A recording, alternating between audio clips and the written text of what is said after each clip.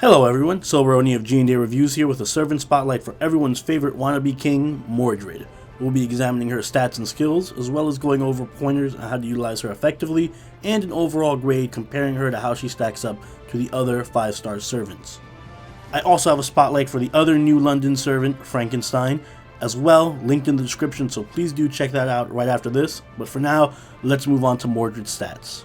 Mordred has a max HP of 14,680, which is considerably high among 5-star sabers, third only to Arturia and Saber Shiki, and it's also high among 5 stars in general. And her max attack of 11,723 is average among 5-star sabers and above average among the rest of the 5 stars. Now taking a look at her skills, Mordred's first skill is Mana Burst rank A, which increases Buster Card effectiveness for one turn between 30 to 50%, depending on level. Her second skill is Intuition rank B, which gains between 4 to 14 crit stars, depending on level. And her final skill is Secret of Pedigree rank EX, which removes debuffs, greatly increases defense for one turn between 30 to 50%, and increases Noble Phantasm gauge between 10 to 30%, both depending on level. Moving on to her passives, Mordred has Magic Resistance rank B, which increases debuff resist by 17.5%, and Riding rank B, which increases quick card effectiveness by 8%. As for her deck and Noble Phantasm, Mordred has a balanced deck of Quick, Arts, Buster, Buster, with a Buster Noble Phantasm. Mordred's Noble Phantasm is Clarent Blood Arthur, which deals heavy damage to all enemies between 300 to 500% damage modifier, depending on level. It deals bonus damage to Arthur enemies between 180 to 220%, depending on overcharge. And it also increases the Noble Phantasm gauge a little after it's been used between 10 to 30%, again depending on overcharge. It can be further strengthened through an interlude, which will increase the damage modifier on it between 400 to 600% depending on level, and also increases the Noble Phantasm gauge overcharge ability between 20 to 40%. Taking a closer look at her deck, we see that her Quick card hits twice, her Arts card hits 3 times, her Buster hits once, and her Extra card hits 4 times. She has a Noble Phantasm gain rate of 0.56% and a star rate of 10%. What this means is she's bad at generating crit stars due to having only one Quick card and low amount of hits, and she's also slightly below average on Noble Phantasm gain just due to her really low Noble Phantasm gain rate. And for reference on that, her Noble Phantasm gain is just slightly lower than Arturia's. And here we have yet another 5-star gold saber in Mordred, and true to her nature in Apocrypha, she has a very aggressive, almost berserker-like style of play.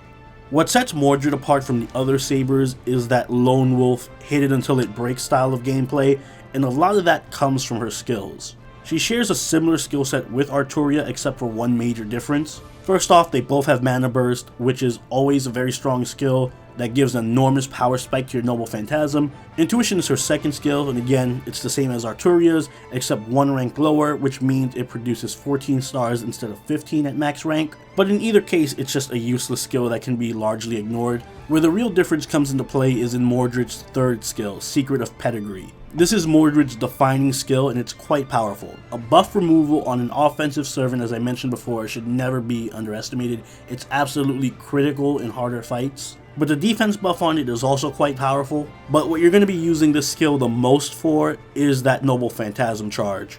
Mordred's Noble Phantasm gain is not that good, but this skill is what makes up for that. Being able to Noble Phantasm from 70% or 80% is pretty significant and makes farming a lot easier and more efficient. And that's pretty much what Mordred is best at, farming. With a Kaleidoscope equipped, she can Noble Phantasm immediately. Still, I recommend leveling Mana Burst first, followed by Secret of Pedigree and then Intuition. You can also just level Secret of Pedigree up to level 6 and then switch your focus to Mana Burst, just so that you can get that Noble Phantasm off immediately when you have a Kaleidoscope equipped for farming purposes. And despite having an AoE Noble Phantasm, as is the case with Saber Ultra and Altera, it can still pack a punch just due to Mordred's innately high attack and her Mana Burst. It also deals bonus damage against Arturia's, but that really won't come into play that much, except for very specific fights against Lancer Alter or Lancer Arturia in Camelot.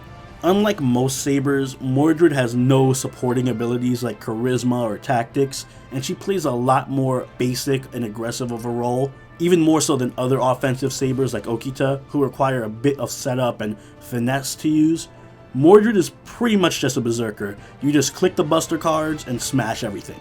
But that's also a point of weakness for her. She may be berserker-like in terms of gameplay, but her damage output isn't really much better than Arturia's with charisma, and Altera can still outdamage Mordred just due to her raw attack power, which puts Mordred in this weird middle ground of being slightly stronger than Arturia, but not as strong as Altera, and lacking in any team utility at all. If her deck had an extra buster card like a true berserker's, she would at least have that to separate her as a bigger offensive threat, but by having a purely offensive-minded servant weighed down without any attack buff outside of mana burst and a balanced deck, it really hampers her ability to deal damage on the same scale as Okita or Altera, and she loses that utility that Arturia has with charisma. Team comp for Mordred is simple and straightforward. She just needs buffs and servants to keep her alive. Just treat her like a berserker. Waver and Hans work best for that, and David can be a strong partner as well since he can give that charisma she so desperately needs, as well as protect her.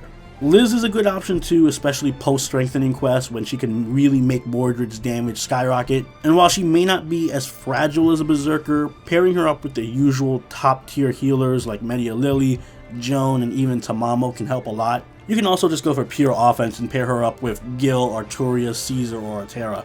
As for craft essences, her bond craft essence is Who Am I, which boosts the Noble Phantasm damage of all allies on the field by 20%. This isn't a bad craft essence, especially if you're going full offense and you have her paired with Gil or Altera, but generally speaking, you're just better off maximizing Mordred's own damage instead of worrying about how well she can support everyone else. And to that extent, your best options are Limited Zero, Halloween Princess, and Heaven's Feel. All three will boost her Noble Phantasm damage, which is what's most crucial for her. You can also go with Victor of the Moon. She isn't a crit servant by any means, but as a saber, she'll attract crit stars from time to time, and you may be able to get in a very brutal buster crit every now and again. And of course, if you're going to use her for farming or on your support list, then Kaleidoscope is a must. It's best on her since, again, she can Noble Phantasm immediately if you have her third skill at level 6.